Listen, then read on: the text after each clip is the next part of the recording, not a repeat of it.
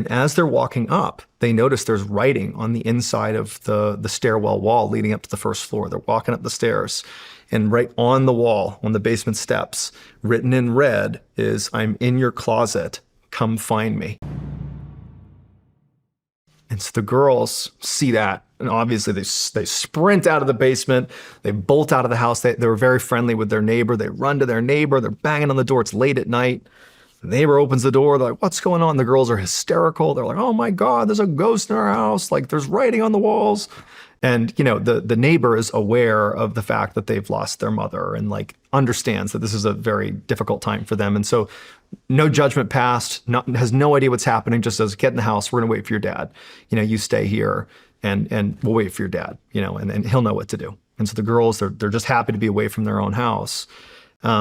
Frank, not that much longer, comes home, and the neighbor sees him pull into the driveway, immediately flags him down, and, you know, as gently as he can, he explains like, "Hey, so your daughters are with me, they're fine. I don't know what's going on in your house. They seem very spooked about something to do with writing on the walls in your basement. I don't really know, but they're very shaken up.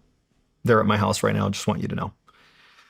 And Frank is like, okay, like he knows what this is about. Like, this has been going on now for a week. And really all he's thinking is, I guess I better plan for, you know, therapy or something for my kids. He goes into the basement, and sure enough, written on the wall, it does say, "I'm in your closet, come find me," but it's written in ketchup. Like, it's someone put it there, but, you know, his first thought is, my daughters clearly put it there. You know, they're the ones sort of playing into this delusion here. This is like a really unhealthy thing they've done. And now they're like, you know, acting out this whole thing with the neighbor, and it's becoming this big drama. Like this is clearly some huge, you know, grief response. And so he leaves the house, not concerned in the least that this is like a real problem. He's thinking this is an issue of my daughters. Like, my daughters are struggling here, and they need professional help. And so he comes back over to the neighbor's house, and he tells his girls, like, "Look, I know you're dealing with some tough stuff here, but, you know, enough is enough. We're going to start grief therapy, like, literally tomorrow."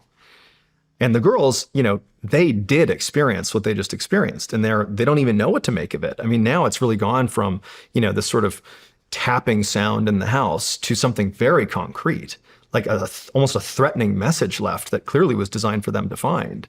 But their dad doesn't believe them. They feel trapped. Like, what do you even do?